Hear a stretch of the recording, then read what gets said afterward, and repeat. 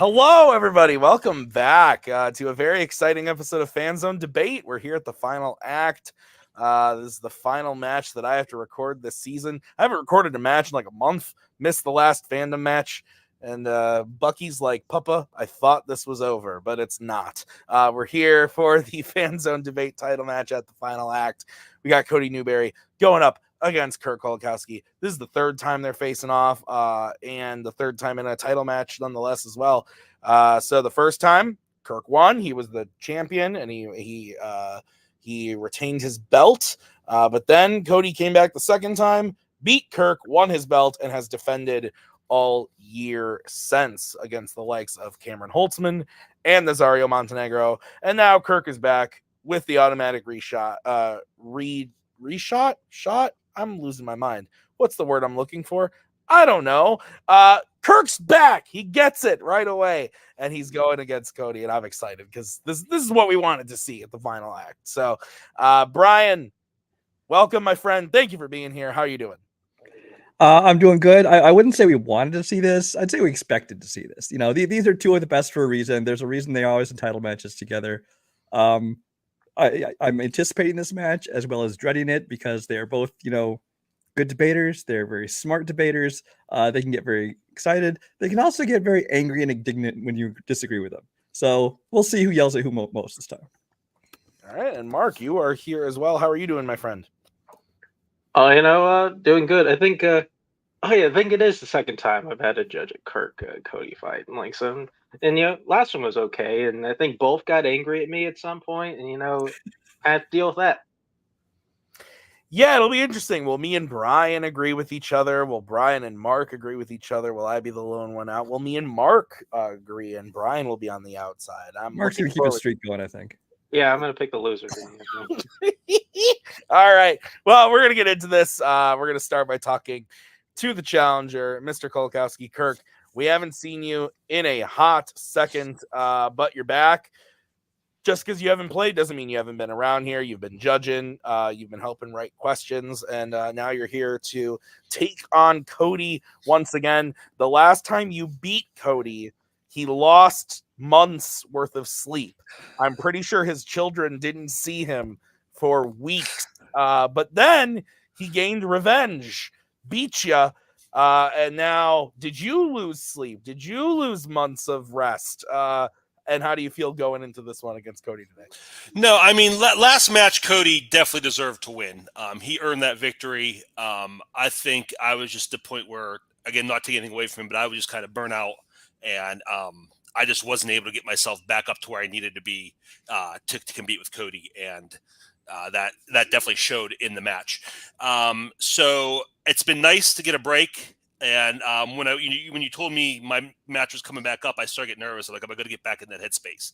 Am I going to be able to, get myself back in that zone I need to be in? And, when the green one opened, we picked categories, we saw the questions, we picked answers. As soon as that started happening, I felt those juices flowing again. I kind of felt myself getting back into that groove. So, and ever since then, I've been prepping, I've been getting ready, and I'm excited. I honestly can't think of a match that I've been more excited for than this one. So I can't guarantee I'm going to redeem myself from my last match with a victory, but I can definitely guarantee that I'm going to give a much better match to Cody. That's going to be a much bigger fight. So good luck to him. If I win, I'm champion again. That's awesome. If not, I go back in the pool and I get to play a lot more and play a lot of different people. So that's exciting too. So I'm hoping to win. I want that belt back, but I'm comfortable with either result. That's a very good point. If you do not win today, you will be back in the pool and you will get to play a regular season next season, which that would be awesome too. So let's move over to the champion and talk to him as Bucky is losing his mind. Cody, I think Bucky, he might be cheering for you. He might be hungry. I don't know, but he's very excited. And are you excited, Cody? You're going up against Kirk. Like I said, first time. You called me on the telephone and you said, I'm sending someone to kill you. And I never want to watch a film with Rutger Hauer ever again.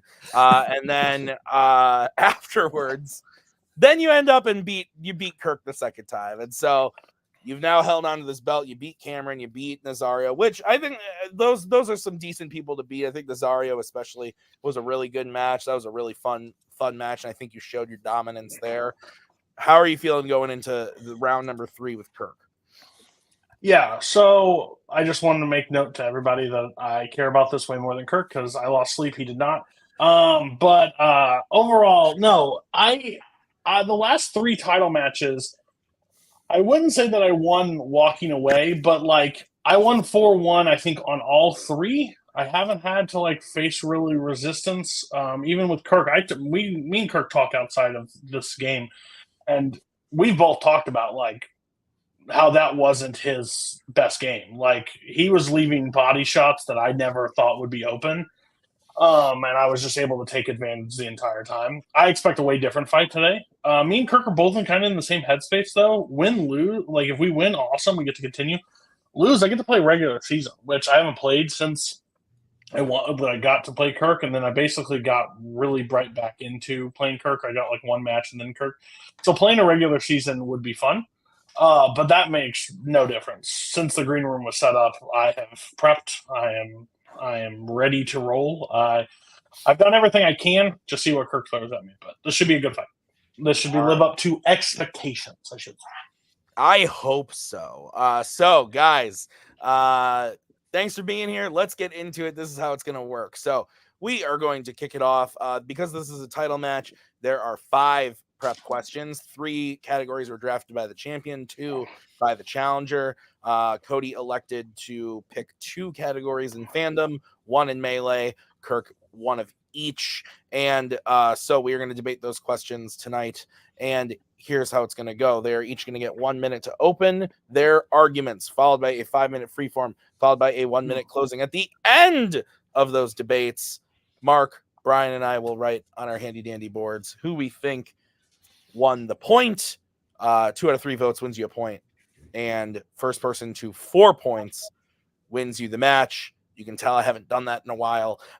So guys, any questions as we get into the first question? 1 minute opening. Fuck off.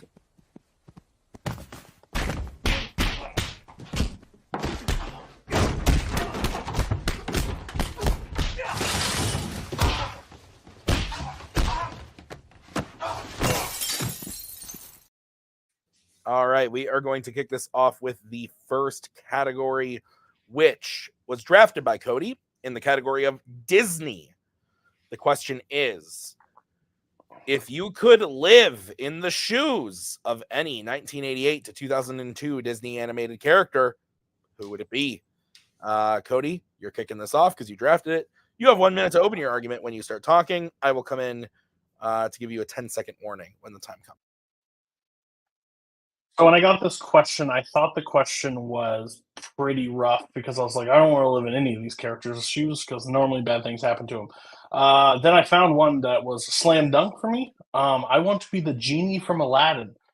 At the end of the movie, he is freed. He has the powers of a genie, and he's able to do whatever he wants, whenever he wants. And that sounds awesome. And even if Kirk wants to argue that I have to stay in the lamp, that man knows movie references. That man knows pop culture. That man gets to stay in solid, like by himself, and get to watch and enjoy peace and quiet away from everybody. Sign me up. Sign me up tomorrow. I'm a parent. I have 3 children. If you're telling me I can just be away or do whatever I want, either way, I'm going to take the genie all day long.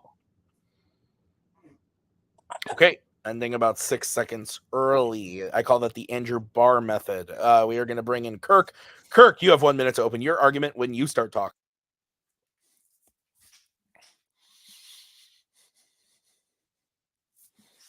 When the question dropped, like Cody, I kind of felt the same thing. I looked at the eligible movies, and I started by looking at the main characters. And it's nice to be a main character because you're center of attention. All the songs are about you. But also, it's hectic, it's stressful, it's dangerous. So I didn't want to be into those people either. So I started looking at secondary characters, background characters, people who may not have as exciting lives, but also aren't. No one's trying to murder them. No one's putting a curse on you, anything like that. You're just kind of living your life. And there's no one in any Disney movie that I would rather be, whose life I would rather have, than David from Lilo and Stitch. David lives in a tropical paradise. He has a cool, fun job. He spends all of his time on the beach, hanging out, surfing. The guy has an awesome outlook on life. He's happy. He's content. He's satisfied. He helps people feel that way. He helps people be happy, feel better about themselves. He's in a situation with a cool, hot lady who has a cool family. He's got cool friends, surrounded by a lot of cool stuff. So, yeah, David's the guy I want to be. All right, we don't even need to go on. I heard cool, hot lady. No, I'm just kidding. 5-minute free from when one of you starts talking. I will throw up the 1-minute warning when the time comes. If I feel like one of you is going on, or a point is going on for too long, I'm going to throw up the let's move on. And if you still annoy me, I'm going to throw up the let your opponent talk.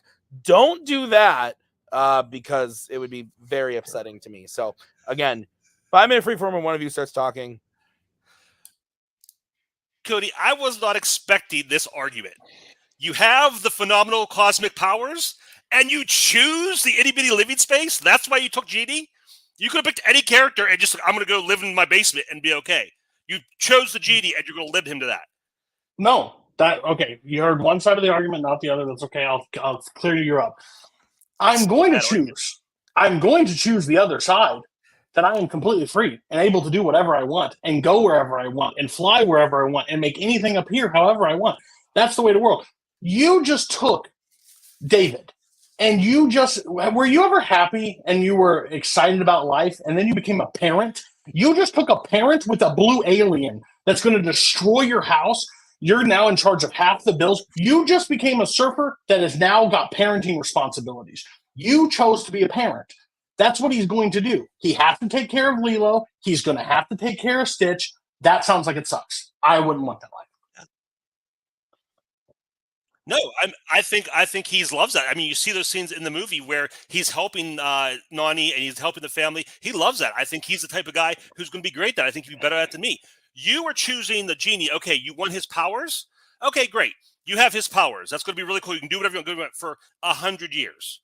1,000 years, 10,000 years. But guess what? Eventually you're going to get bored and you live forever and you are alone. You have nobody with you because there are no other genies. You are by yourself. So that is going to suck eventually. Like, I mean, You may have 1,000 great years, but you're going to have eternity to be by yourself and regret this decision. Okay. So one, it doesn't say how long we're in the shoes, but even then I'm okay with that. I get to live life. And I don't know if you know this, but the Genie talks to humans. He talks to Aladdin. He knows everybody else around. He can befriend other people. Like, that's the power of the Genie. Genie's able to build friendships and now go across the world and do whatever he wants. You said this. David looks great. David enjoys this life. David is happy. Bro, you're in David's shoes. Kirk may not be happy. When that giant Stitch ball rips out your plumbing and you're going to have to pay for the plumbing because the Galactic Alliance ain't coming down to repair it. You have intruders from outer space coming to stop in your house. He just wants to surf and twirl fire, and now he no longer can do that because he is dad mode, and dad mode sucks. He's not dad mode. He hasn't entered that phase of the relationship, but he has an awesome cool pet. He's made new friends. He's friends with like the galactic government, with the Men in Black. He has all that stuff. When did he befriend them? In the movie, when did he befriend them? At the end, the whole family does. So if that does happen, if Stitch is going to destroy stuff, guess what? The Men in Black don't want the world to know about that. The intergalactic aliens don't want to know about that. So that's going to be covered. Trust me, I'm insured. Okay. You talk about, Genie can go and make friends. And guess what? Have you ever seen a vampire movie? You get to watch them all die. Everybody that you feel bonds relationship are all going to die. And then eventually you will just be alone in the world and in the universe. It's going to have a very sad existence. Listen, David, anywhere you put him in his life, I'm going to be happy. You know, if he's on the beach, if he's with his friends and family, his cool girlfriend, doing his cool fire trolling job, I'm happy no matter what. It's going to be a great time. Genie is a nightmare existence. Okay, what you're saying, that's fine. If that's what your belief is. This is me in the shoes. I love to be alone. I enjoy being alone. How old So are you, let me be 32. Let me be the genie. Let me fly around. And guess what? When people start croaking, guess what? I'm going to France. Guess what? I'm going to Canada. I'm not staying in one location because I don't have to. I get to what now? Go to every Red Sox game I want and watch above Fenway Park because I'm the genie. Guess what? World Series can come to me because guess what? I can grant them. I have unlimited powers because I have that ability. I have that ability to just make everything my dreams. You pick David. Even if the Galactic Alliance is going to replace your cost, we all know how it works in America. And in Hawaii, where it's even more expensive, they're going to rip out the plumbing. It's going to be 7 to 30 days before they fix that plumbing. You're a miserable human being. And Stitch, I'm sorry. Ohana means family. No, Ohana means don't rip out my flooring, you moron. I'm fine with the family. It's going to be covered. No one's going to want the alien to be seen, so it's good. The damage will be covered. You talk about you can go anywhere you want. You still have to live in it. I'm where I want to be. I don't have to go anywhere I want. I'm in a tropical paradise. You think one of the places you're going to want to see is a tropical paradise? I live Hope there. you enjoyed Typhoon. Every day. They can hit your island. And you say you like being alone. You're 32 years old. Tell me when you're a million years old if you still like being alone. Sign me up. Your attitude is going to change. Pretty much, you're going to be a very different guy, a very different attitude. I hope you like volcanoes. Dead when the Red I Sox hope have you like for a million years. volcanoes when Donnie's ash. What? Okay, Kirk, you get to close first. You have 1 minute when you start talking.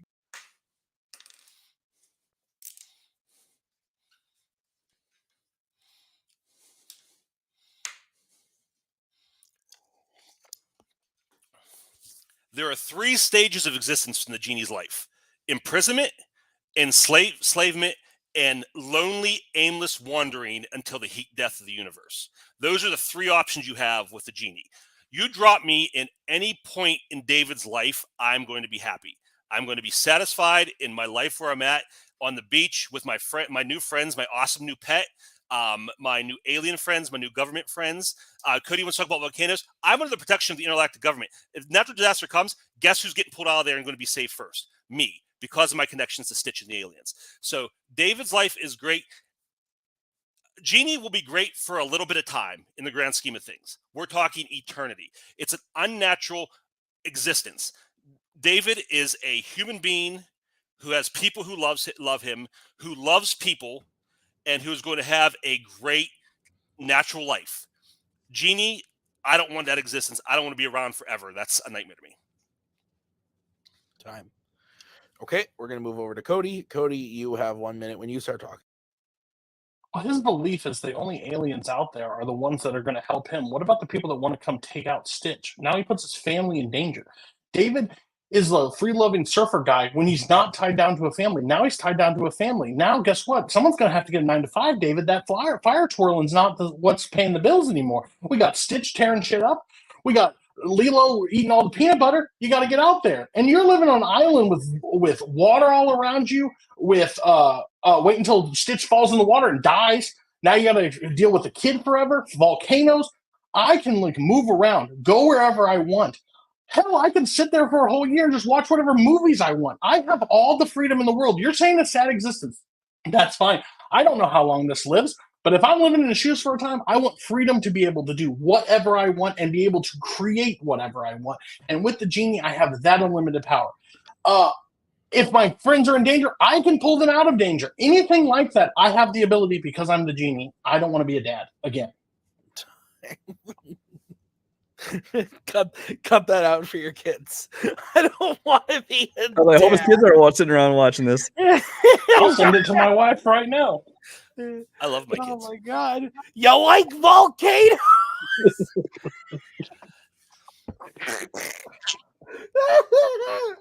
I hope you like naughty me. Oh my god, that was the funniest shit I've ever heard. Oh man, that made me laugh way too hard. If you had just said it once, it would have been okay, but you said it like 3 times in a row. It made it so much funnier every time. Oh man.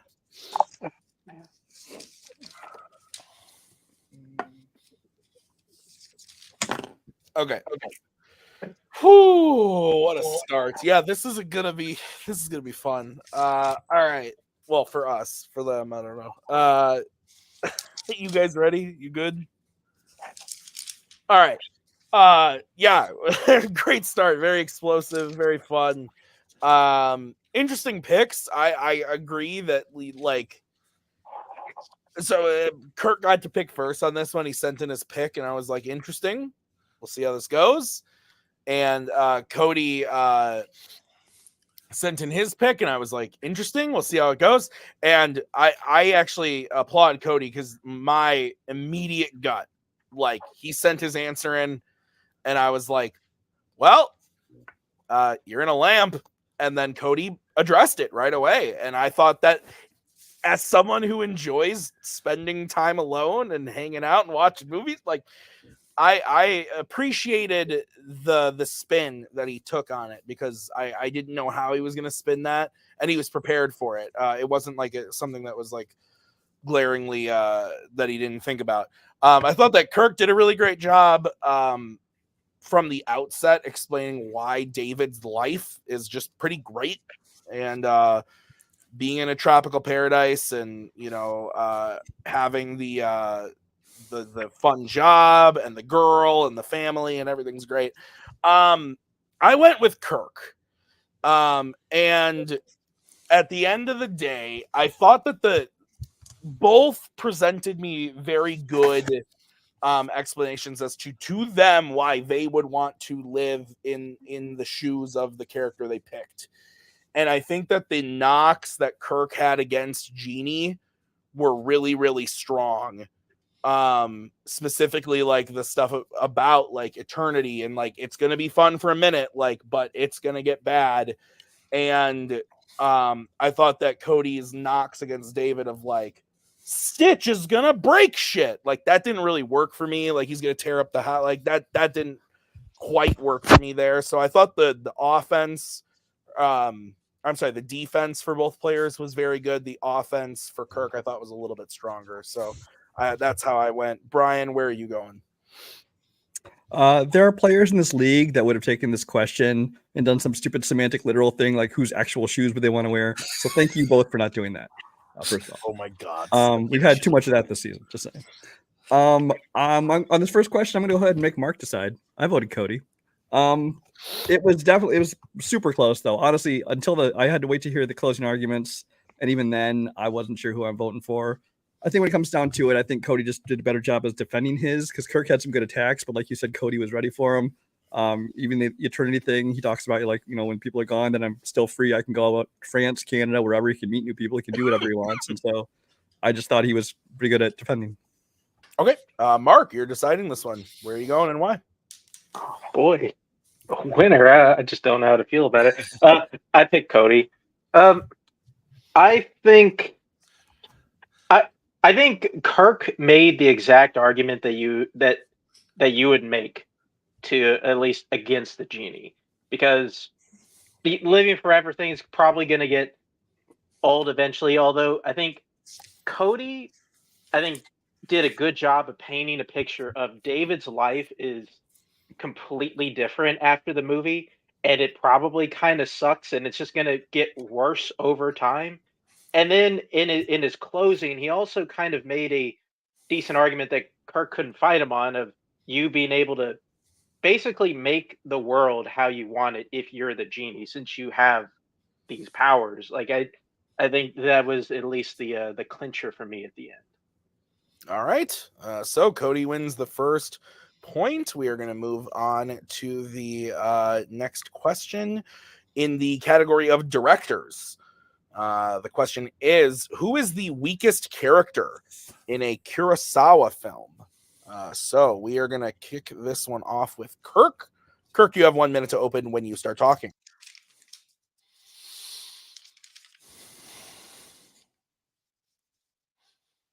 It's a tough question because when you're dealing with somebody like Kurosawa, one of the all-time great directors and screenwriters, who just creates so many great characters, find a weak character in his filmography is tough. So what you have to do is go back to his wartime era, when he basically didn't have control of his movies. During that time, during the war, Japan took over the movie industry, basically, and forced filmmakers like Kurosawa to make propaganda films. And so I went with one of those movies, a movie called The Most Beautiful. It's about a group of women who are working at a factory to help the war effort. The character I chose named Watanabe. She's a group leader. She is not a real person. She is designed to be the perfect Japanese wartime citizen. Her first thing she does is ask for an increase in their work because they're not doing enough to help. And it just goes from there. She has all her feelings, all her emotions, all her relationship, all her decision-making have to do with being the best Japanese citizen possible. Not a real person. I didn't understand what you said there, but strike it from the record. So we're going to move over to Cody. Cody, you have 1 minute to open when you start talking. Well, this is weird because we're fighting two different fights, but we'll see how this works out. Weakest character, I'm picking Kenja Watanabe from Akuru. He's dying of cancer. He is by far the weakest character because he is near the end of his life. He is heading down a path that he is going to eventually die and not live anymore. So I don't know who's weaker in a Kurosawa film than him because he is heading towards his demise. And I will debate the rest in the middle. Okay. We are going to bring in Kirk. Can I call timeout? Yep. What? All right. We had a quick cut there. So a little bit of an unprecedented thing, but this is what's happening. The question that was put in the chat, exactly how it's listed here. That's how I typed it into the chat. The players interpreted it in different ways. Kirk did ask a clarifying question in the chat. Cody didn't see that question, so Cody interpreted it one way, and Kirk picked an answer based on how I said in the chat that we wanted it. And so it kind of creates a bit of an icky situation where Cody then would have to sit here for 5 minutes, debate something that he already knows he's going to lose because it's not, his whole argument is built around something that in the chat we said we didn't want. So what we have decided to do, we did offer Cody the opportunity to debate it if he still wanted to. He chose not to because it just wouldn't work. So Kirk is going to win this point. Cody forfeited the point, and Kirk is going to win the point, and it is 1-1 then because of that. So bit of an unfortunate situation. I apologize as the showrunner. I know you are, but I feel bad as the showrunner as well. So we are going to move on, but it is 1-1, and we do still have 3 more prep questions to get through. So the next category was drafted by Cody. It is in the category of comedies. And the question is, which 2001 to 2013 Vince Vaughn film deserves a sequel? So Cody gets to kick this one off. Cody, you have 1 minute when you start talking. Yeah, so Vince Vaughn, a very funny man, but movies that don't really need sequels most of the time.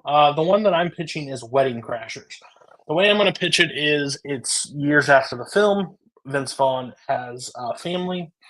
He's estranged from his son, and his son's getting married. He gets wind that his son's getting married, so he has to get Owen Wilson back out, dust off the old routine, and start crashing some weddings in modern time to figure out if he can still do it. Gets in there to crash his son. End up the final act is him crashing his son's wedding to be there at the end.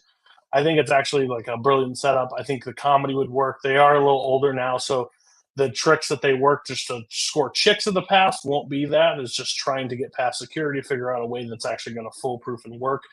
And you can bring back some of the old character stuff like that. So I think it's the best chance to do a sequel from a Vince Vaughn movie. Time. All right. We're going to bring in Kirk. Kirk, you have 1 minute when you start talking. The movie I picked is Made, starring Jon Favreau and Vince Vaughn. I picked this movie because a lot of Vince Vaughn's comedies from this era, a lot of comedies in general, are very situational based, very locked into what they are as a one shot, and don't have very much place to go from there. I picked Made because this is a movie that is much more character driven, based on these characters and their relationship. The situation is there and it's entertaining and it's funny, but they are not so drilled into it that they can't do something else to move on from here. The other reason I picked it is because at the end of the movie, a new story begins. The movie ends, spoiler alert, with Jon Favreau taking custody of his ex-girlfriend's daughter, and he and Vince Vaughn are going to raise her together. So I think this movie starts at a point, or my Made ends at a point where you're curious to see what happens next. I'd love to see, 20 some years later, where these characters are, where that newfound family situation has gone, and I think it'll make a great sequel. Time. Okay. So Made, Wedding Crashers, 5-minute freeform when one of you starts talking. So Made, overall, 20 years later, the daughter's moved out of the house. Everybody's moved on. Have you seen Jon Favreau nowadays? Like that, these young, boxer, con men money laundering is going to look real awkward, especially when we jump 6 months later and to see them getting their life back on track and becoming the homebodies and becoming a family. Now you want to do 20 years later where they don't look. It looks like 40 years have passed. Looks like 40 years have passed. I'm just being honest with you. I love the fact that you're saying they're too old for my movie and my story. When I just said Jon Favreau. Jon Favreau. Okay, well, either way, I mean, they're all older. When your movie, the entire premise of your movie is how sad and pathetic Wedding Crashing is. They use terms like childish, juvenile, pathetic in the movie. They talk about how Vince Vaughn and Owen Wilson are too old to be doing that. And that was 20 years ago. And you want them to bring them back after learning how sad and pathetic Wedding Crashing was. You want them to be Wedding Crashers again. That is just the saddest, most pathetic, boring, worst movie idea I've ever heard. And also, thank you for wasting your time on your pitch when this isn't a pitch question. I mean, but there's a sequel. I'm setting up what the sequel would be. So the whole viewpoint is that if they were to crash a wedding, that to get back into their estranged son, I think sets the standards for the sequel and make it go. You pitched a sequel of them just turning into homebodies and learning what happened 20 years later. The overall movie, your guys' movie works. I can't imagine if Made was made today as a sequel, how many pop culture references they can shove into it, like P. Diddy. Who would be in this one now? Post Malone? That movie is very bad, very bad on a lot of levels. So my thing is The Estranged, it finished where it should have ended. I'm saying Wedding Crashers, they did it to try to score chicks and do that thing. But now to be older and try to blend in with the family elements and to be the older situations, seems like it would work really fun. And the situational comedy of them not doing it for years and having to get back into it, I think would be hilarious. Getting thrown out, getting caught in different ways, and then finally having to show up with their sons, I think is a brilliant setup. Yeah, old men getting back into Wedding Crasher after 20 years. That's going to be a lot of fun to watch. Yeah. My story is organic. Your story, everything about your movie is just about Wedding Crashing. That's all it is. There's nothing else. It's all about how bad Wedding Crashing really is. You don't want to be a Wedding Crasher. My movie, it's like I said, it's an organic story because you could take these characters out of, you don't have to have P. Diddy, you don't have to bring any characters back. It could be a new story. You could put them back in that crime element, wherever that, maybe the daughter is a criminal now, whatever. But it's not, I didn't say anything about, I didn't do a pitch. This isn't a pitch, Cody. You're trying to make this a pitch question. It's not. I didn't pitch anything. It's a story about where they've gone. My movie ends and you see why, there's more story to be told here. Your story is finished. They're done. They were Wedding Crashers. Now they're not Wedding Crashers. I don't want to see them Wedding Crashers anymore. I want to see what my guys have done. I want to see how their family relationship has gone. Are they still criminals? What's the dynamic between? There's a really cool dynamic between Vince Vaughn and the daughter in that movie. They're real aggressive towards each other. How has that developed? How's that going? There's so many places for my story to go. Yours just more Wedding Crashing, but they're old now, so it's sadder. So your movie, both of our movies end where they is. So there's no sequels even needed. Your movie doesn't have a spot because Vince Vaughn and them had a great relationship when she was young, and now she's older. Guess what? She's moved out. She's probably got a family, and they probably don't even see each other. Maybe Thanksgiving. what concept are you doing? She this was 98. Now it's 2023. She has clearly moved on with her life. She will not be in the picture. If Jon Favreau and Vince Vaughn are still living together and like raising a kid and they just keep adopting, cool. I can't wait to watch Instant Family 3 with this group. It doesn't work. Your family didn't work as the two people didn't work as con men in this. They got found out in every aspect that they ever attempted to do money laundering and anything. 6 months later, they clean up their life and they're talking about boarding school at the end of the movie. And now you want to see them back into a family element? No, I don't want to pitch a movie with Vince Vaughn because I could pitch Cheaper by the Dozen with Vince Vaughn and Owen Wilson from that movie. I don't want that. I want to take the elements of Wedding Crasher and move it to modern time with 2023 and have that fun comedy screwball back in, but in a different twist. I think it works perfectly. Right. You're the only one that doesn't want to see it because you don't like to laugh at movies. Okay, you got to talk. Okay, all right. First of all, you're throwing all these things out. I did not pitch anything. You're making up a pitch for a movie. This is not what's the best pitch. It's what deserves a sequel. Mine is the more organically sequel. You just said yourself, you said both are movies and neither deserves a sequel. That came out of your mouth. You said that. I admit that. You admit that. I did not. Your movie is just, it's over. It's done. There's nothing else to it. There's nothing else to it. Strike it from the record. We're going to go to Kirk. Kirk, you have 1 minute to close when you start talking.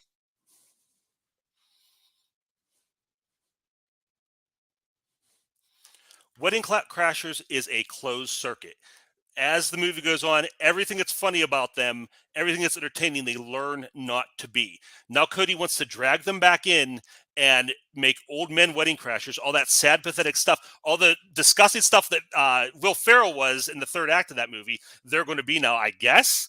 I have no interest in seeing that. I've never watched Wedding Crashers, thought, what happens next? My movie, like I said, it ends with the beginning of a new story.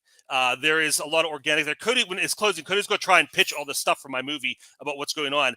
Yeah, people have adult children. Families don't disappear as soon as children grow up. There's stuff there. What are they doing now? How did that relationship work out? Are Vince Vaughn and him still friends? Is the daughter, is she still in the picture? Is she still close to them? Are they separated? There's a lot of places you can go with that. And it's interesting. This wasn't pitched the best sequel. It's what most deserves a sequel. Cody even said his movie doesn't need a sequel. Mine does. Time. Okay. We're going to go over to Cody. Cody, you have 1 minute when you start talking. I think it's important if you're going to say deserves a sequel, there needs to be a place for a sequel. So that's what I'm saying. The estranged family, getting back into it, I think makes a point for a sequel. Have some fun with it. See where that family is going. He wants to build a family. He wants to do another family element of his movie, but that's not a pitch. He doesn't want to talk about a pitch because it's not a pitch, but it was.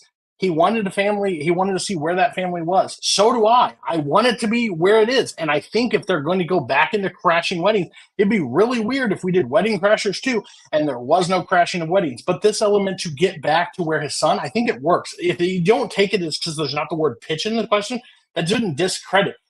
I want to see a sequel with them doing this and having that same comedy element, but with them older and trying to figure it out in that game. I think it works perfectly. It paints out. Yours is a crime element movie that doesn't work. They were young and they were trying to learn the ropes. They got out of it. Now 23 years later, now the daughter's in crime. They're doing something else. I'm getting penalized for pitch. He's pitching. It's weird. Time. Okay. We're going to bring in the judges.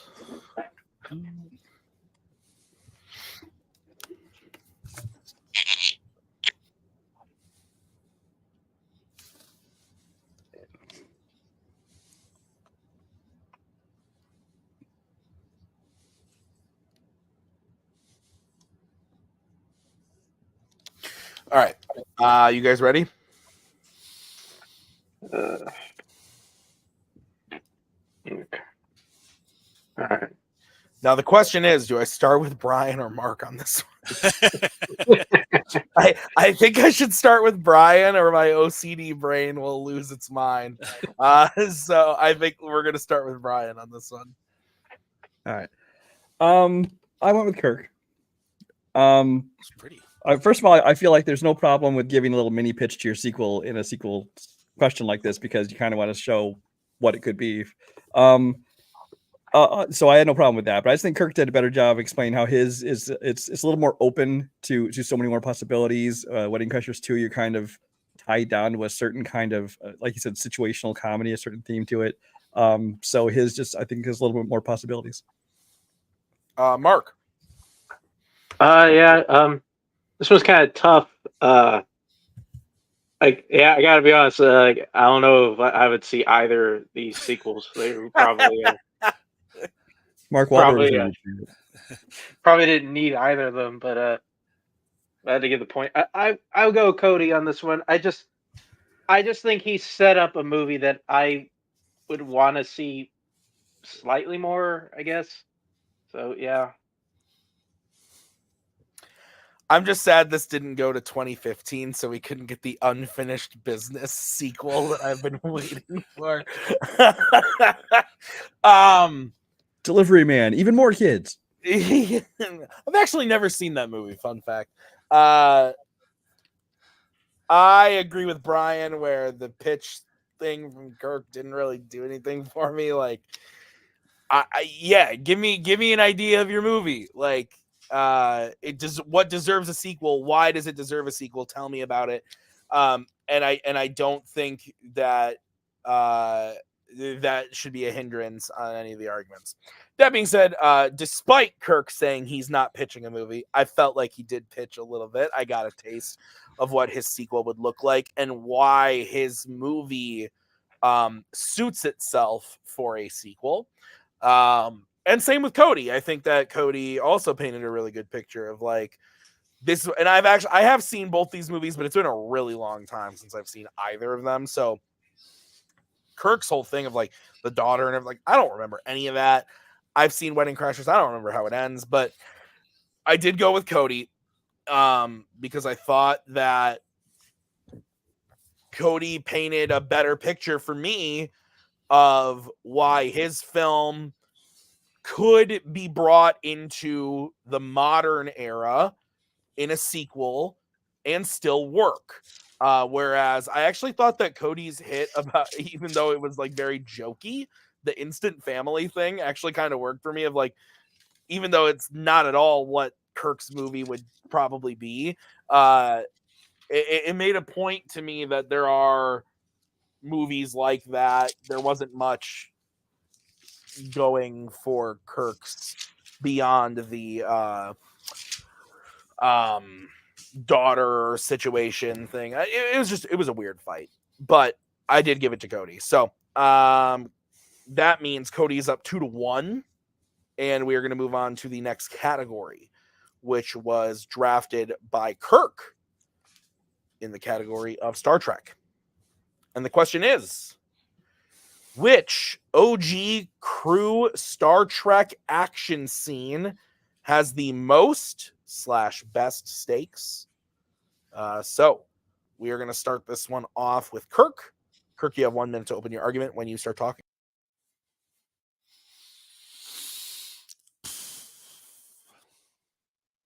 I chose the space battle at the end of Star Trek VI, The Undiscovered Country, between the Enterprise and later the Excelsior, with General Chang's cloaked bird of prey. I chose this because this has stakes on different levels.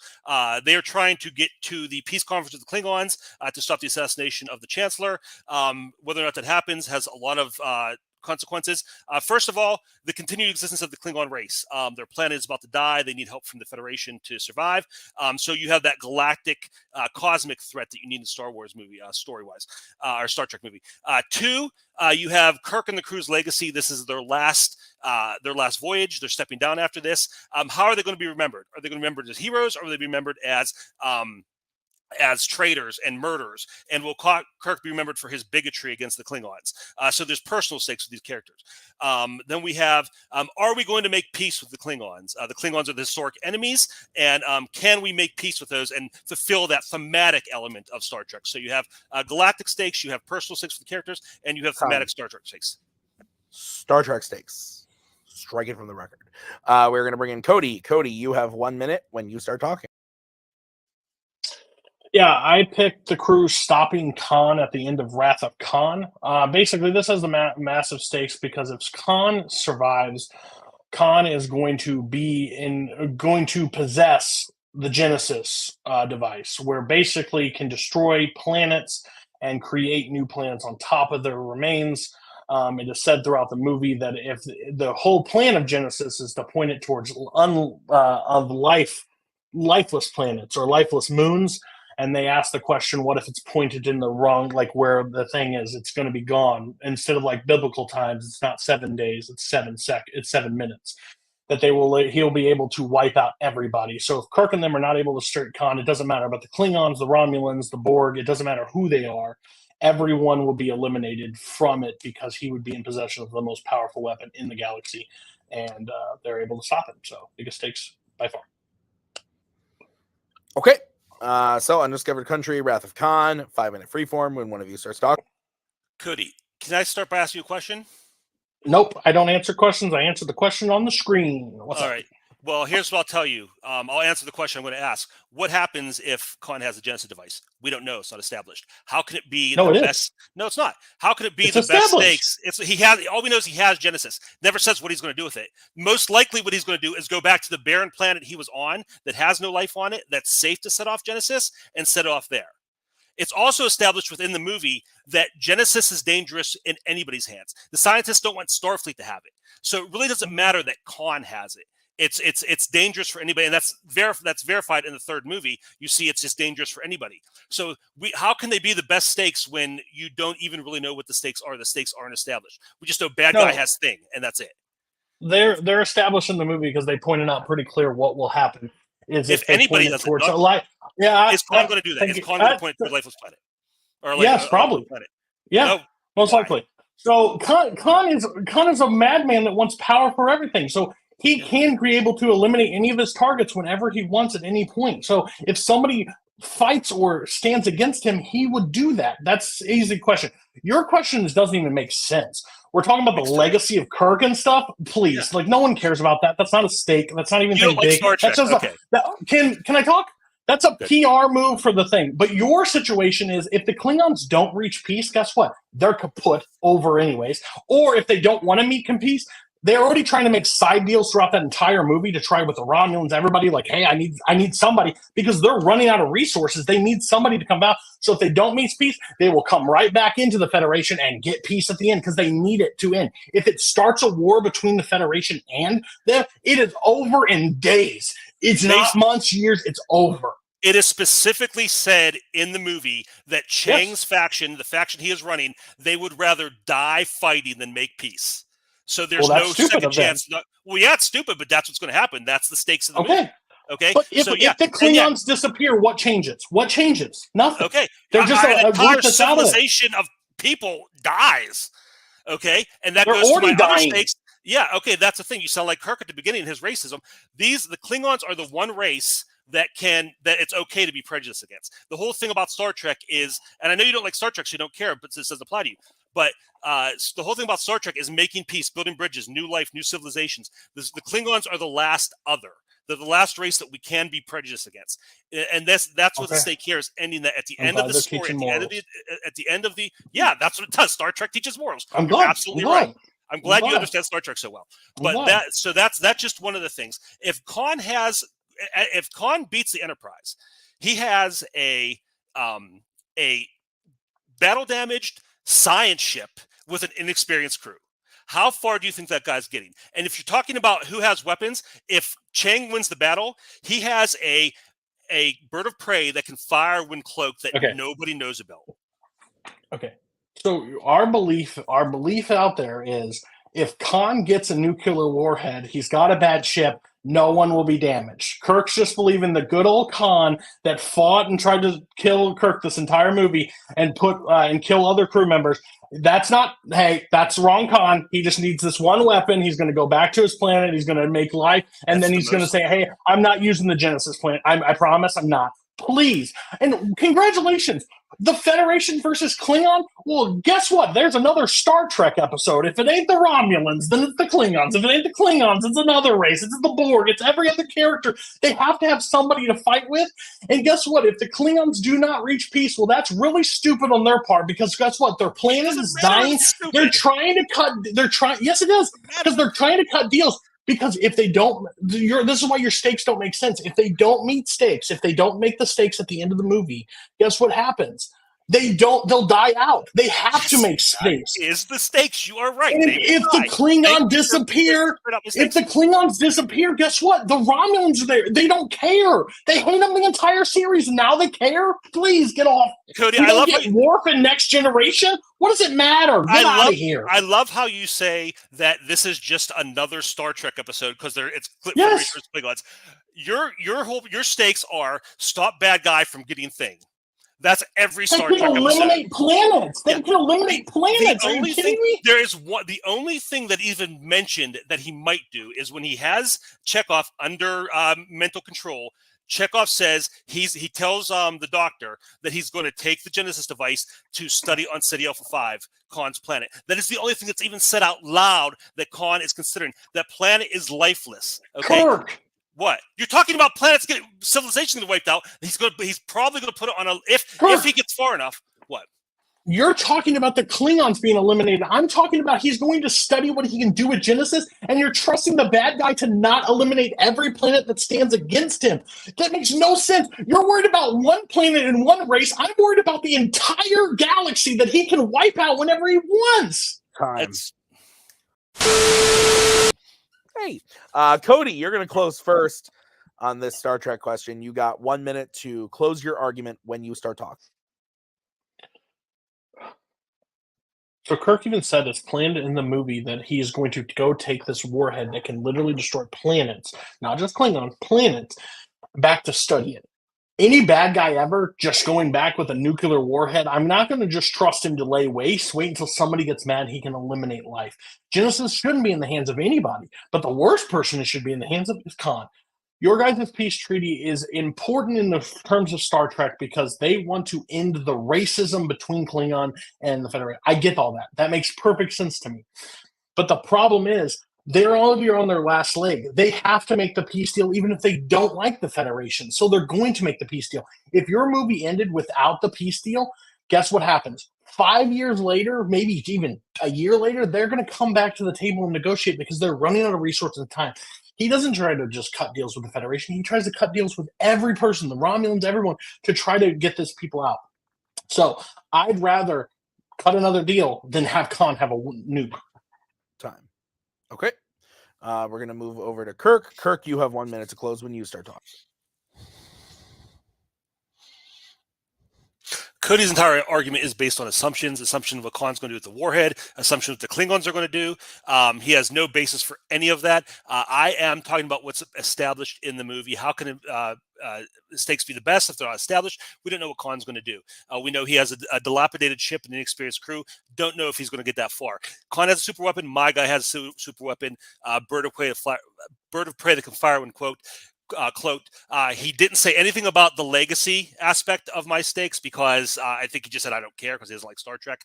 I guess it's okay for an entire race of people to die if their leaders are stupid, which is what Cody said. And again, it specifically said that if Chang and his people win, they are going to basically commit suicide as a race, as a people. That is established with my movie. Cody's making up other stuff because he wants to. My movie has the most stakes that's quantifiable on different levels, as I've established, and they are well established, and you know what's happening within the film. Time. Okay. Really good fight. Really good. I appreciate you guys being patient with me. Fantastic.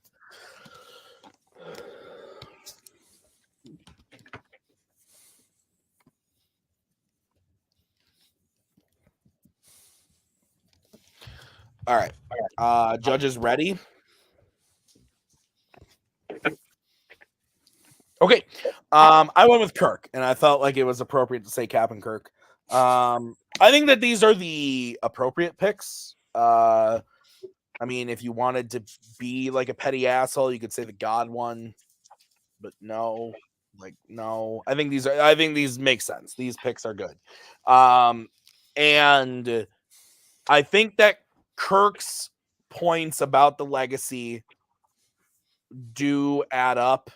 I think that the point that Kirk made about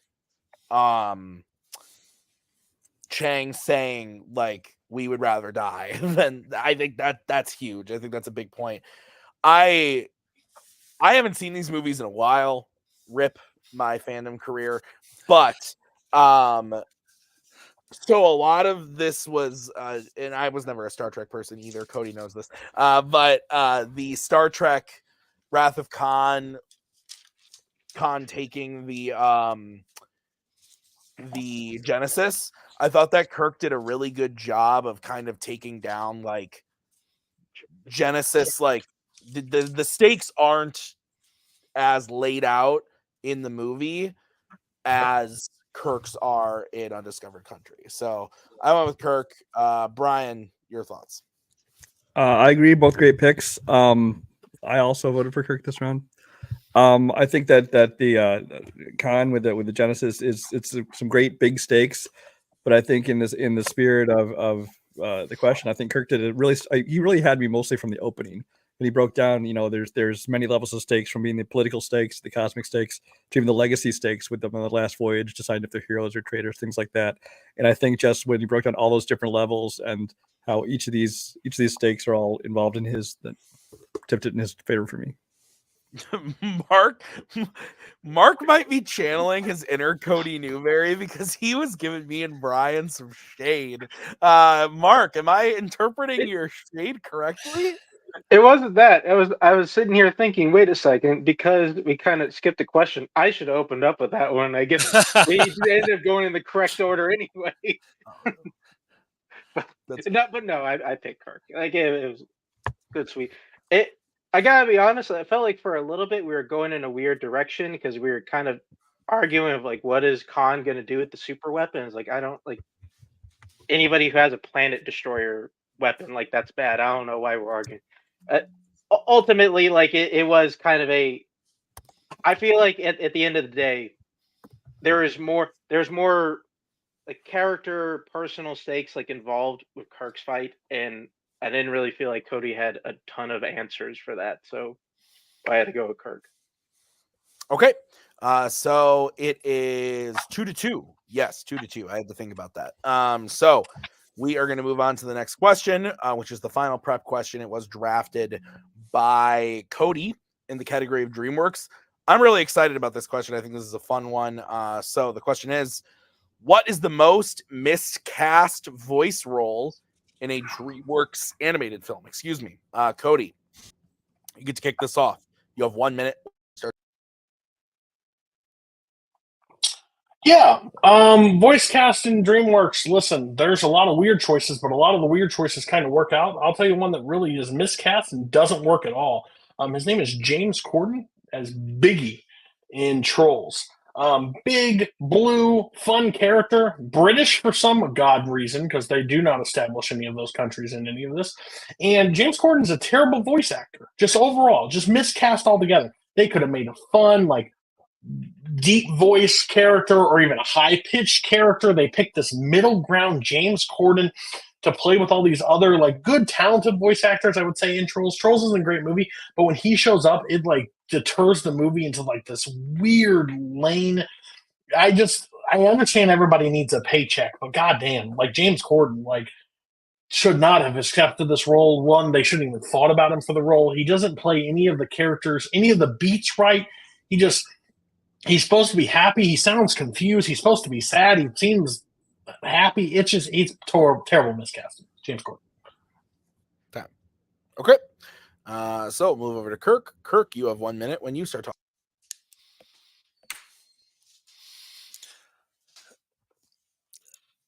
Kung Fu Panda is a fun movie, but it has a little bit of a problem. The problem is that there are several characters. The movie takes place in ancient China, and there are several characters who are voice cast by Westerners playing these Chinese characters. For the most part, it's done respectfully and well, and it's not like offensive or bad, or it's you buy those characters. The one very egregious exception is Seth Rogen as Mantis, and not only is he playing a Chinese character, but he's representing something very specific within Chinese culture. And you take that character and with a voice of a dumb California stoner. Yes, I know he's Canadian, but he's a California transplant. He sounds like it. This big dumb California stoner who just does his big dumb California stoner voice. It makes no sense within the character, and a lot of work went into making this character a very specific thing. And when you hear that voice come out of its mouth, it just completely destroys the illusion. Time. I never thought I would hear two grown men talking about Mantis and Biggie. I'm so happy right now. All right. 5-minute freeform when one of you starts. Bro. Okay, Cody.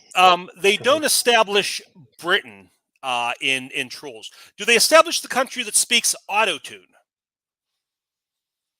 Yeah. Because there's a character in this that speaks auto-tune. There's the auto-tune. Well, I'm not talking about. No. Yeah. So sure, if you want to go on that semantic, I would love to debate with you with that. I don't play those stupid games. But here's the viewpoint. Seth Rogen is one that's used throughout DreamWorks films that does really well, and I love that you're saying like Westerners. All these ancient Chinese wisdom. I didn't know a Jewish guy from New York as Dustin Hoffman should be a sensei master. Tigress should be Angelina Jolie. I forgot her martial arts background. And the fat panda, that's Jack Black. No, they all work within the movie. You're giving so much better picks than yours. No, they all work within the movie. That's the whole point of Kung Fu Panda. It's a silly movie about martial arts where the people that are not typical to play it, and him having that voice actually hands to comedic elements throughout the entire film. You're just the one that says, "Oh, I wanted somebody that art and kung fu into it." That doesn't make any sense. What are you doing? You hear Dustin Hoffman, you don't think, "Oh, that's Dustin Hoffman." You hear Angelina Jolie. Yes, you do. No, you don't. You hear Seth Rogen, you hear, you know it's Seth Rogen instantly. Okay. And yes, it is a silly movie, but the martial arts are treated pretty seriously. The animators studied that martial arts. They made each character their fighting style match the animal fighting style of their name. And I did a little research into that. And let me give you some keywords that describe the Mantis fighting style. You ready? Aggressiveness, precision, speed. Yeah. Do you think of any of those things when you hear Seth Rogen's voice? I don't think so.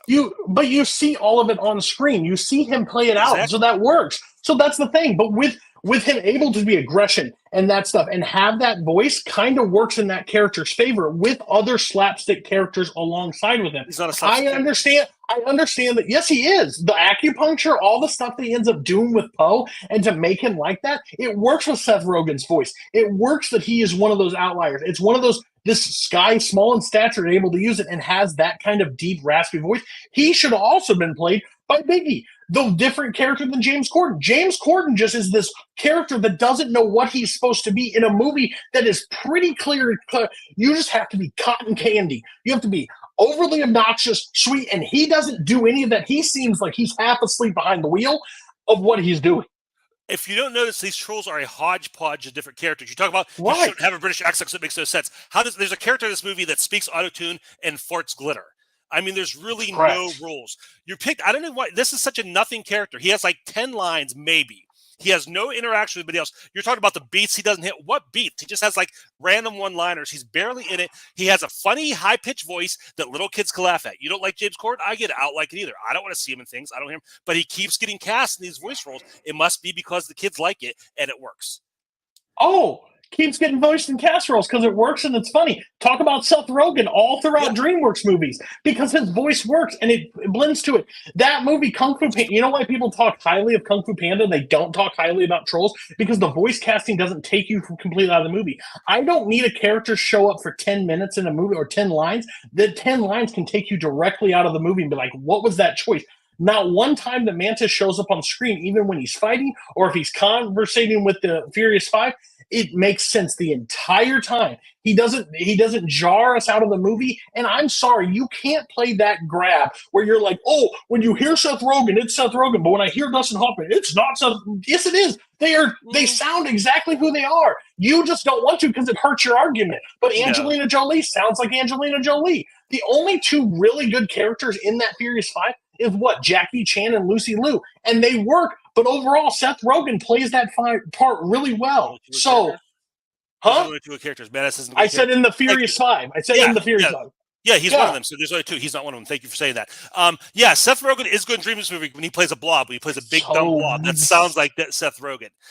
You're trying to make like there was something that there's a character that Biggie was supposed to be that James Corden didn't do. James Corden, Seth Rogen gets cast in very Seth Rogen-like roles, except for Madness. James Corden gets cast as the same voice, play these same type of characters all the time because kids like it. Kids like a silly British funny accent that could carry a tune, and it's funny that he's big and blue and has this small little British voice. It's funny. Kids like that. I just like your semantic arguments work for you, but don't work for me. That's interesting. I'm saying when a voice cast is so jarring, even 10 lines into a movie throws you off. James Corden does that because he doesn't care about the movie. You can tell that Seth Rogen throughout his movie cares about what he's in and what he's doing, and he works with the characters really well, and he doesn't take you out, which is the perfect casting. What's over under? Whatever that was. Sorry for the record. Kirk, you get to close first. You have 1 minute when you start talking.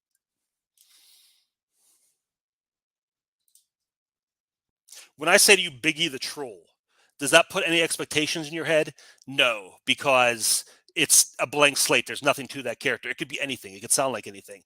When I say Mantis-style Kung Fu Master, does that put some expectations in your head, some ideas? Probably, because there's something to that character, something behind that. There's an idea and there's culture and there's history behind that character that Seth Rogen does not meet at all. He's not trying to be funny, but he's not doing a character. He's just there doing his dumb stoner voice, which makes no sense in the context of the character. Biggie is just one silly voice in a movie full of silly, dumb voices. The trolls are just ridiculous characters. You have the glitter guy, you have the horse guy, the girl that's tied together with her hair. You just have all these silly characters. He fits in perfectly. He's fine. He doesn't do much. It's a funny voice for kids to laugh at. We don't like it, but Trolls is like Wu-Tang. It's for the children. Our opinion doesn't matter.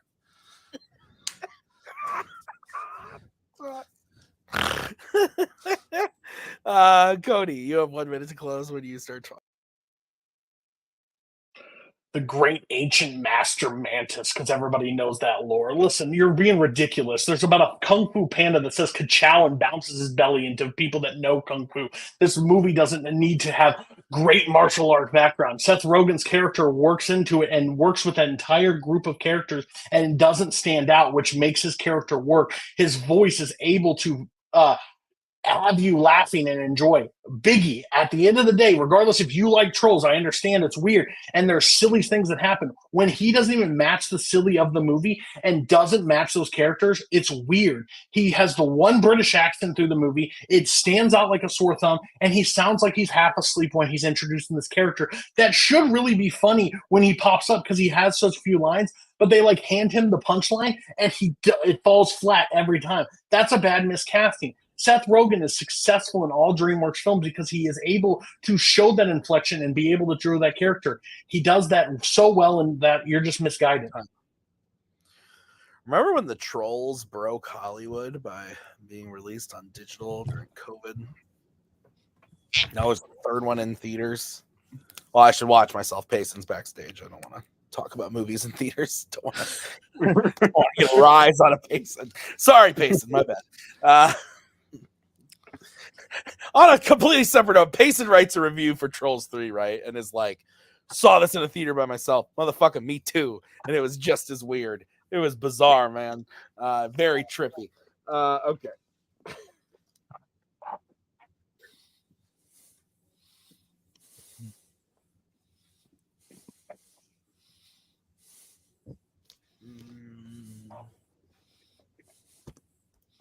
Okay. I believe Mark is starting on this one. Alrighty. Yeah, this was an interesting question. Like, there's a lot of different ways you can go with it, and I mean, I think Tim said it perfectly. We had two grown men argue about two like just weird DreamWorks characters in this kids movie. I end up leaning towards Cody. I think both of you made really good arguments about why they shouldn't work, but I feel like Cody did the better job of arguing why Seth Rogen works within the context of the film. and how like there is a lot of like weird comedy elements, and like you don't really think about like because it's Seth Rogen, you don't really think about it too much. It doesn't really throw you off. I think those hits. I think those hits. I think more established Seth Rogen in his film than James Corden is established in Trolls. Okay. I disagree. I went with Kirk. Sorry, Mark, but I don't think this is like a total wash on Cody. I don't want to say that because I think that, like, obviously, like, Cody's the champ. He brings a lot of good points to every fight he fights. But Mark saying, like, oh, like, Cody was able to defend, like, Seth Rogen in Kung Fu Panda because it just, like, works. And I'm like, Kirk did that very well for Trolls for me. There's a character who speaks auto-tune. There's like all these characters are wild, crazy. Who cares if he's British? And the whole thing that Kirk painted the picture really well for me of like, let me rewind a little bit. I think both defense was fine. Cody saying that like Biggie being like James Corden random like guy, the jokes don't land, they hand him the punchlines that don't land, that doesn't work. Okay.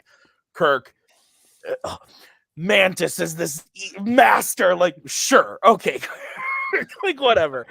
Like, fine. I just thought that Kirk's like attack on Biggie of being like, he's one character in a sea of characters that is just goofy. So you're going to hire James Corden, fine. Like, that doesn't matter. That's not miscast. It's just a goofiness in the sea of goofiness.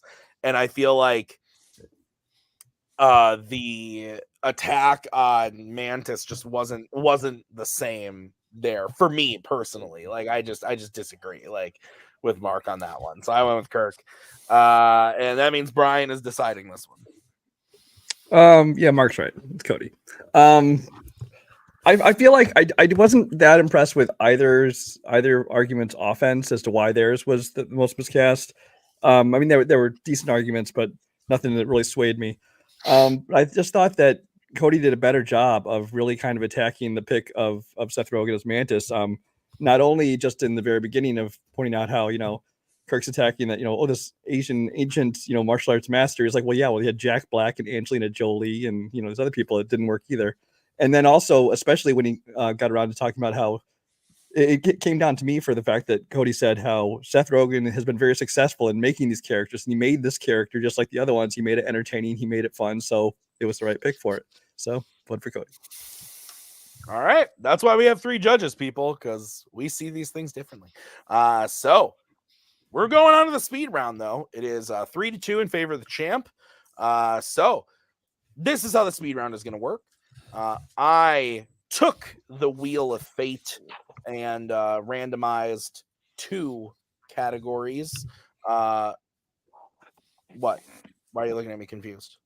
No, it just looked like the background went black and then went back to color, so I don't know what happened on my end. So, I thought you were like, what? 2 questions, and I was like, yes. No. So 1 category from Fandom, 1 category from Melee. So, and then I randomized which would go first and which would go second. So each player, I'm terrible at this. It's been a long day. I'm going to say the fucking question. Once I've said the question, players can answer. Whoever says their answer first gets to go first. Whoever says their answer second will obviously go second. Each player will have 45 seconds to open or start their argument or respond to the first player, and then 30 seconds to close or respond, or however you want to see it. 45, then 30. Any questions about how this is going to go? Okay. No. So the side of Fanzone that was drafted first was Melee. Warzone. Melee. And the category that was randomized was action adventure. The question is, which action film should be rebooted? Which action film should be rebooted?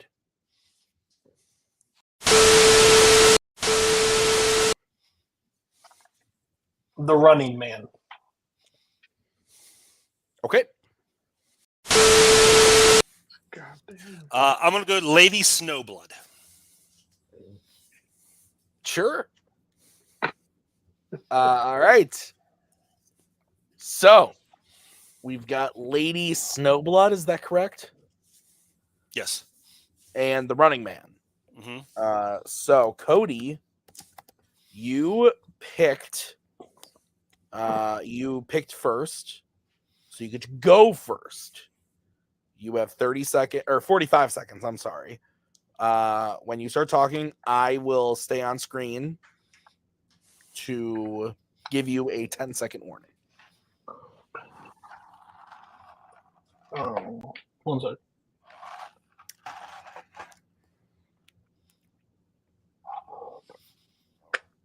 Okay, I went with The Running Man because I think The Running Man, when it came out in 1987, was an interesting concept. But I think the world of TV has changed even so much more into the reality elements of TV, where you could do so much interesting things with The Running Man. Basically, a participant gets put into this cage. There's different killers that come out to try to take out these characters for entertainment value on the spectrum. I think that just paints a perfect picture in 2023. I think you could also have great, fun character actors to come play along with that. I don't want to use The Rock, but like somebody that can stand against those foes of the comedic professionals. I think the visuals and the overall game can be increased from back then. You can still do a lot of the practical effects that they did back then. Lady Snowblood, what I'm looking for, very highly regarded movie, doesn't really need to be touched, and kind of Kill Bill vibes. Kill Bill vibes. Strike it from the record. Dang. Kirk, 45 seconds. Lady Snowblood is a movie that is not very well known in America. It has a very small audience. I think it's something you could take and build off of. It's a story about vengeance. It's great martial arts action. You get a modern martial arts director to do a lot of really cool things with it. You get a really cool strong female character to play that, actress to play that, and you can go all different places with that. It's just a great, dirty, violent revenge story. Total Recall right now, I think it would just be if you made that in 2023, it would be super political and to the point of being obnoxious. You said you didn't want to say The Rock, but you said The Rock, and The Rock would be awful in that role, and it would just be so obnoxious. He'd just be playing The Rock in this chronically online world of Twitter and whatever else, TikTok. I don't want it. TikTok, strike it from the record. Cody, 30 seconds. Not knowing a lot about Lady Snowblood, you did pitch Kill Bill, which was really interesting. I think of a gritty action out martial art movie. If people haven't seen this movie, why don't they just go watch that movie instead of rebooting something that a lot of people haven't seen? You're trying to switch TikTok and everything into that. I didn't pitch Total Recall. I pitched The Running Man, and I think Running Man has that element of building different killers coming out of the gates, storming down different people, killing them out. I wouldn't make it political. I would just make it inside this game of it happened in 2019. When the original story, I think it could tell in 2023. 2023, striking from the record. Kirk, 30 seconds.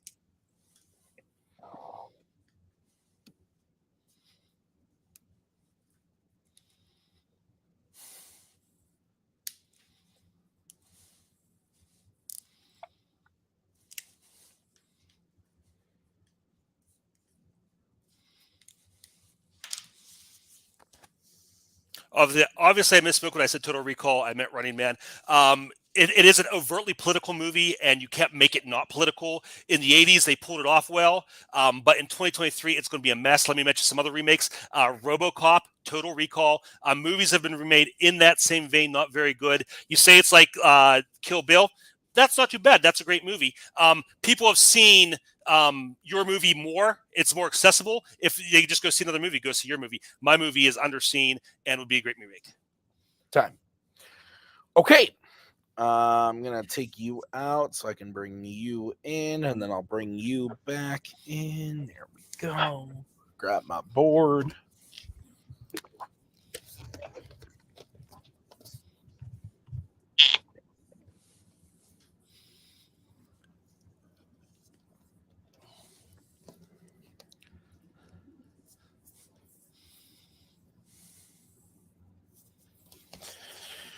All right. I don't even remember where the fuck we are. Are we at Brian? Yeah. Yeah. Okay. Go ahead, Brian. Um, Oh, it's Mark ready. I'm sorry. Okay. I'm good. I was ready. Oh, okay. Go ahead, Brian. I had it written down already. You're good. I had it written down. I went with Captain Cody Crunch. I think that he, I think that the best thing he did was when he was talking about Kirk's movie and said how if a lot of people have not seen that movie, they should just go and watch that movie. There's no reason to remake it if people should go see the original to start with. And actually, Kirk kind of echoed that at the end of his closing statement when he said that people should watch his movie. So I went with Cody on this. Mark. Yeah, slightly offset. Went with Kirk. I feel like Kirk had like this kind of throw-in point of at least like bringing examples of his movies that are kind of similar to Running Man. They remade today, kind of didn't work, and then he brought up I don't know. I kind of do subscribe at least to the bit of like it's a lesser known movie, like it should be remade just to, like so get a bigger audience. So I kind of leaned with Kirk on that one. I hate this. So I went with Kirk. I thought Kirk's last 30 seconds was really, really strong. I thought all of Cody's was really strong. This was close, but I thought that Kirk's last 30 seconds was really good. And Brian said that was a detriment to him. It was a positive for me of bringing up, like Mark said, Total Recall, RoboCop, like other movies in the same vein with these political things that would be a mess and didn't really work in the modern era. And the biggest thing of that chunk that Kirk said was that people still watch The Running Man. The Running Man is still something that works today when you watch it. But Lady Snowblood could be remade and be hit. So we are tied up 3-3, right? Yes, 3-3. Yep. And we're moving on to the final question. This was in the world of fandom. The category that was randomized was DC, the worlds of DC. Which one is that? That's non-DCEU. Everything DC. Okay. All right. So everything DC. Yeah. DC, Okay. worlds of DC, all of it. All DC. If it's a movie and it's made by DC, it counts. Okay. And if you have a question about eligibility, feel free to reach out. Sure. And your question is, which DC or worlds of DC character has the coolest costume? Which DC or worlds of DC character has the coolest costume? And if you could specify the movie for me, that would be great. Gold suit, Wonder Woman, 1984. Just talking about the suit at the end of the movie. Yes, the gold one. She's fighting Cheetah. Okay, cool. Yep. Is Watchmen considered Yes. World of DC? Rorschach. Okay.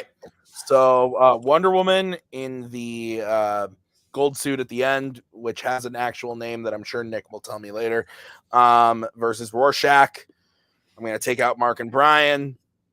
Same rules as the last fight, except, Cody, you are starting. So, Cody, 45 seconds whenever you start talking.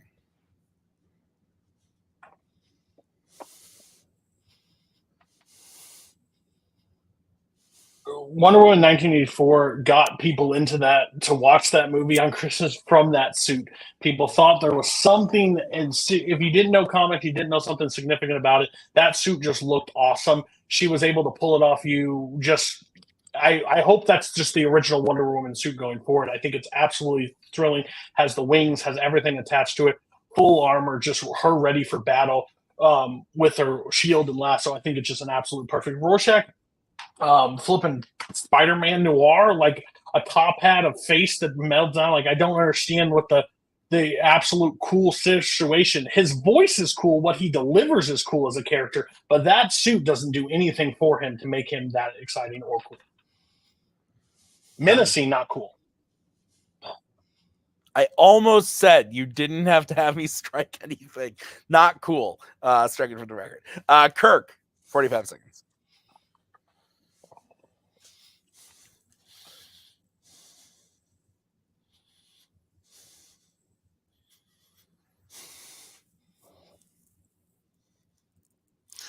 Yeah, Rorschach's costume is so cool because it is very basic. It has that noirish look to it. It has that old school look to it that fits that character. But also you have that great mask. You have that great mask that fits the name, the Rorschach, that's constantly moving, and it reflects who the character is. It reflects his personality, the different sides, the darkness, and you never know really what you're getting from that. It's constantly in motion, and just the fact that it has that kind of like really cool special effect where the mask is always moving, and it just, like I said, it's basic. It's nothing super flashy, but it is very cool. Wonder Woman's costume is just a big, ugly, monochrome special effects mess. It's not. There's a reason they only had it at the end of the movie and not through the all, because you wouldn't be able to look at that for a feature-length film. Time. All right, Cody, 30 seconds.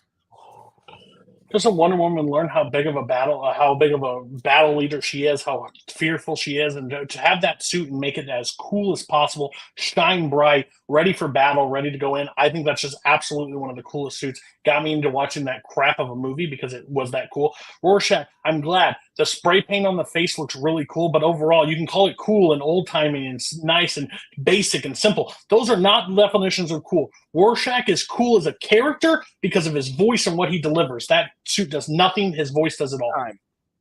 Kirk, 30 seconds.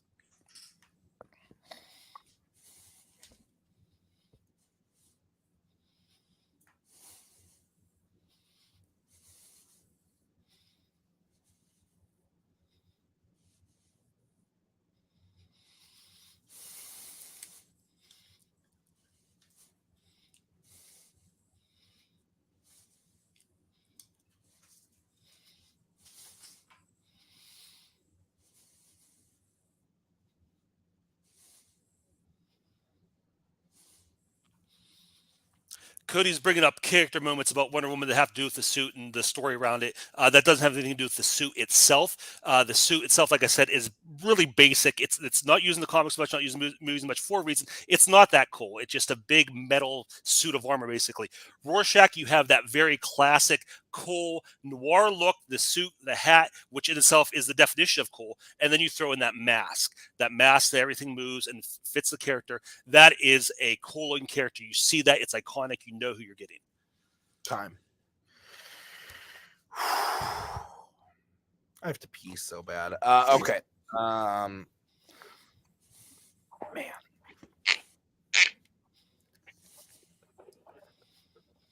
Whew. Good game, Cody. See how this goes.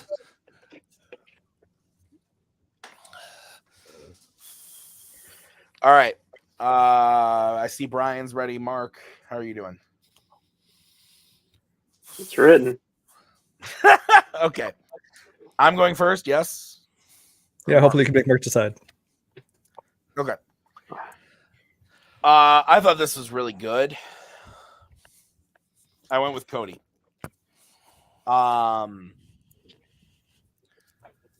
Not picks I would have thought of. I thought we were really going to go down to, some Batmans or some Supermans, or even I don't know. I just didn't expect these picks. And more than his defense on the Wonder Woman suit, which I thought was good, Cody really convinced me that Rorschach's coolness comes from his delivery and his voice. The moment he said delivery, voice, all I could hear was Rorschach's journal. And it's not even like picturing the costume anymore. It was the voice, and that's how cool the character is. It was right at the beginning, but another point that Cody made, that whether or not it didn't really help at the end of the day, but the Spider-Man noir comparison, valid. I thought that was good. It didn't totally sway me in my vote, but I thought it was a good point to make. Kirk did do a good job. I thought that saying that Wonder Woman suit is CGI, blah, yeah. But I think he was saying like Cody was bringing up points from the movie and stuff. No, I think Cody was just saying like this is her epic battle armor. She's going into the final battle with. Thought that worked really well. So I went with Cody. Brian, are we moving to Mark or are we decided this one? I was surprised by both these picks because Watchmen I always just forget is DC, and Wonder Woman 84. Most people I know, including me, that kind of hated that armor. But I'm putting that aside. I'm listening to the debate, listening to the argument. I was curious to see how he'd support that. In the end, I did vote for Kirk, so Mark's gonna get to decide this. I think that I think he just did a good job of selling me on how having that noir kind of trench coat and hat look for a comic book character is kind of cool to start with, but then that mask that with everything's in motion and stuff like that just really kind of tops it off and gives it something like unique and mysterious about it. Mark, I'm so sorry. I'm not. It's okay. It's okay. Somebody would be upset with this. Kind of like Tim. I was a little bit surprised by the choices. Coolest costume arguing Wonder Woman sequel suit and Rorschach. But I think some interesting arguments. I think Kirk had an interesting take, at least on this one, to kind of go into the character who had a bit of a classic look. I think Cody went with one of a kind of a suit that was more of like a bright spot of the movie, kind of made it somewhat watchable. The end, I went with Cody. I think he just sold me a little bit more on it. Wow. Okay. Well, that means your winner is Cody Newberry. Wow. Okay. Kirk, we're going to talk to you first. This was insane. I'm interested to get a peek behind the curtain a little bit on your thoughts here, but man, great match. You played fantastic. You saying that you were excited for this one, you were prepped for this one, clearly shows, clearly was there. And this was crazy. How are you feeling about the match? I got some follow-up questions for you, but I just kind of want to get your initial thoughts right away. Yeah, I'm bummed out. You go back after you lose something this close and you think about the things you could have done differently. It's funny on that end because I feel ultimately the right thing happened, but I feel like it was reversed. I feel like I won the DC one, but I feel like Running Man was the right choice on the other one. I can't believe I pulled that one off, but so it all come out in the wash. But yeah, I did have the energy and the enthusiasm. I think what the time off did is I had a lot of arguments prepared, but they say everybody has a plan until you get punched in the mouth. I wasn't used to that, that part of it, that comeback, and that, especially somebody like Cody. I didn't have that experience back up and running, so that made it tough for me, and that was the big challenge for me. So I'm glad to get back into it. But yeah, it's tough. I wish, a couple things I would have done different. But congratulations, Cody. Good match. Kirk, you actually answered a couple of my questions in your explanation alone, specifically about the post match, or about the bonus rounds. But this does mean though that like you do get to kind of come back into some non-title matches. It's been a long time since you've been in a non-title match setting, and we're going to get to see you in that next season now. I think the age-old question is, who would you want to play, blah, blah, blah, blah, blah. But like, is there anything specifically that you're going to bring to the table next year that might shake up the formula for Kirk, or are you just going to come back ready to destroy and get to Cody? Yeah, I mean, as far as, one thing I'm excited about is some of the changes to Fandom. There's a lot more stuff I'm interested in Fandom that's so I could play around in there a little bit more. That's really opened up for me. So that side, I might, mix things up a little bit. But yeah, I mean, like I said, this match really showed me where I need to be on match day. I had all the prep done on the road, but I don't think I was ready enough for the actual, confrontation. Which is where I need to be. And I mean, Cody's a good person to be prepared for, because that's like once you get through him, the rest of it, everybody else has seen that bad. So yeah, I mean, I'll go prepare. Like I said, it's going to be weird doing, a standard match debate after that, like almost 2 years. But I'm excited to get into it and to see what's out there. All right. Well, I'm looking forward to it. Kirk, congrats on a great match. I know it didn't end the way maybe you probably wanted to, but I think you can safely say this was a really, really good fight for having not played in almost a year. This was great. So let's move over to the defending champion, Cody. Cody, you looked like all hope was lost there at the end. Brian turns his board. It says Kirk. What are your thoughts going into Mark's vote there at the end? You're muted, which is very natural for you, of course. That's because I didn't want to say anything bad. Anger, dread, sadness. I heard DC and I was like, fucking kill me right off the bat. Like, I know how much fucking Kirk loves DC. Like, stack the fucking deck. He also picked Rorschach, which I've seen one time in my life, and I hate Watchmen with a passion.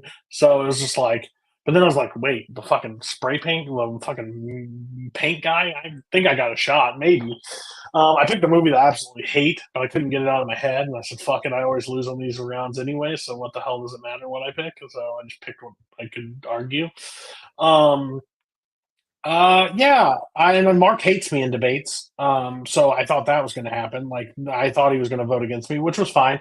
I've never hated my best friend in this community more in my entire life than Tim Percala. Like, I love the guy, but I hated him tonight. Like, no, it's fine. That just shows like how unbiased like they are. Because if I'm going to see him in a month. Like, I could just hit him in the balls next time I saw him if he voted against me. He stuck to his guns and voted. It's like, that's hats off to him. Like, I'm going to be staying in his house. I'd burn it to the ground. But he was true. He was truthful. He was honest. So that was nice. No, Kirk's just so good. Me and him are both just he got into like we'll have to talk to him after the match. He went straight coho tonight on a few questions, like full on like semantics, like weird like jazz. And I know he's probably seen it work with coho and me, and he just tried to use it. It was something I did not foresee.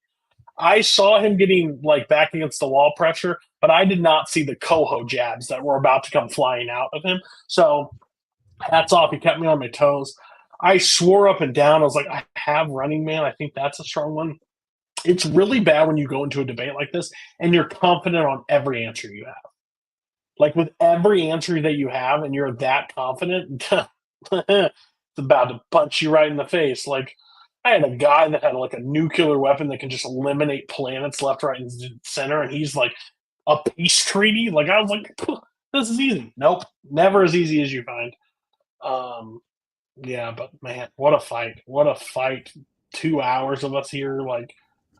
There's some things that we even dropped a question. Like, I dropped a question because I was a flipping moron that didn't hear clarification. Yeah, so no, I mean, Kirk, I'll see Kirk again, but like, God, I hope it's fucking months away. I hope somebody just beats him. I hope Brian comes back and beats him. Like, that would be, let's let that happen. Like, that would be fun. But man, I never felt confident the entire round, and I felt super confident entering, and never felt after that first question.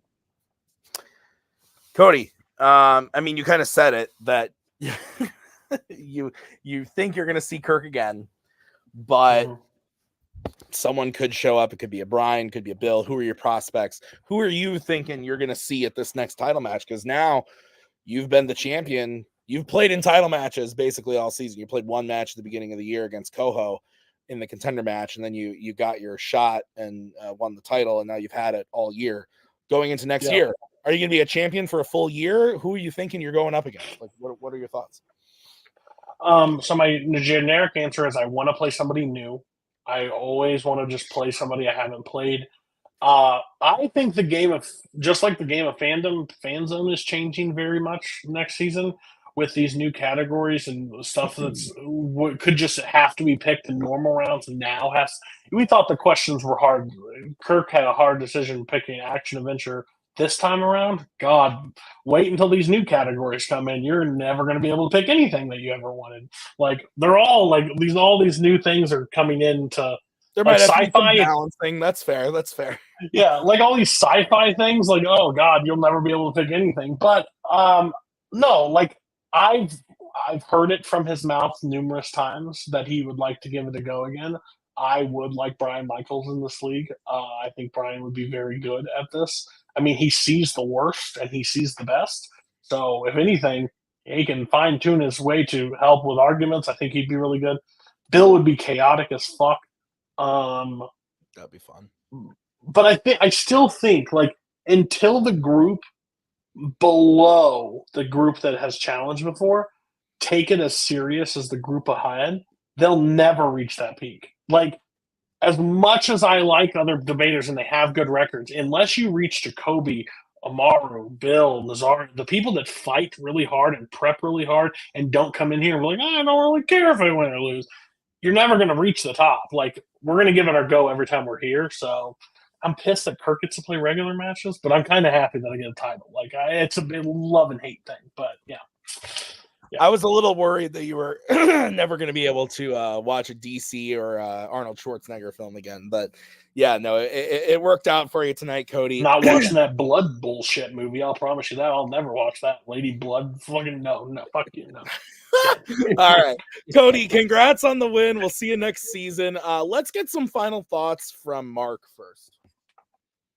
Yeah, this was as advertised. I mean, ended up going to the final bonus question, came down to the last vote. It's good. We had I think it was as good, even though we had like kind of the weird thing in the middle, but whatever. I think and when Passa and both of them really brought their A game here. It was really fun to watch as far as the I guess like the first spectator's perspective. Like I'm really glad I was be here, and yeah. Kirk going back into just playing a bunch of matches is going to hone more skills, and then Cody's just going to wait and grind and create more dumb strength categories for people to have to build off of. It's gonna, we'll be in for something next year. Brian, final thoughts from you? Yeah, no, this is exactly what we expected. Like you said, like Mark just said, you went to all 7 questions, went to the last vote and last question. I didn't expect any different. I think I'm glad that the Kurosawa thing didn't really come into play, although I think even Cody probably thought he was going to lose that point anyway, just because Kirk is so knowledgeable about Kurosawa. He probably would have had the advantage going into that. I would like to point out that 5 of the 6 got argued, went to split decisions. Mark was never in the minority. He was it was always me and Tim that were the odd man out. Just like to say congratulations, Mark, for once. But yeah, no, this is great. This is not the last time we're going to see these two debate. Let's be honest. Yeah, the only thing that could stop them is if somebody like came back and fought them, right, Brian? Like you? I think I'm good at debate. I don't know if I'm championship match good, but we'll see. What, you don't want to come? I think you could get there. You're coming back though, right, Brian? I'm hoping to. I haven't been added to the roster as far as I know. So no, you're definitely added to the roster. You're playing next season for sure. Mark, are you going to jump in, or are you just going to keep judging like this? We'll see. I will say it helps when Fandom adds things like Die Hard and Bad Boys. That lures me back. You know what else helps in the fandom ring of things is when Middle Earth is there, because I'm probably going to use it as a strength when I start debating again next season, because I think I'm going to come back and debate next season, because I'm sick of watching Cody sit here with the belt, sick of watching Kirk coming back. I'm over it. I want to play Brian. I want to play Mark. I actually don't even care if I win, but I'm going to come back and debate next season. We're going to have a judges league and all of us. Yeah, that's fine. We can do that. I'm coming back. Brian's coming back. Mark's maybe going to play. It's going to be a lot of fun. Fanzone's going to blow up next season. I'm looking forward to it. Lots of new categories, lots of fun stuff. We'll see you guys next time with more Fanzone debate. And obviously, this is part of the final act. Watch the other stuff. We got great stuff coming up in Melee. There's a 4-way singles title match in Melee. That's insane. A really exciting rematch in the world of Melee teams. And then on the Fandom side of things, you got Brittany going up against Tyler Birch. That's going to be gross. And then on the team side of things, Wookiee versus Duel of the Fates. Also gross. Lots of gross matches. This is all gross. We'll see you guys with the rest of the final act. Until then, bye-bye. There we go. Thank you very much. Please come again. We have a lot more groceries.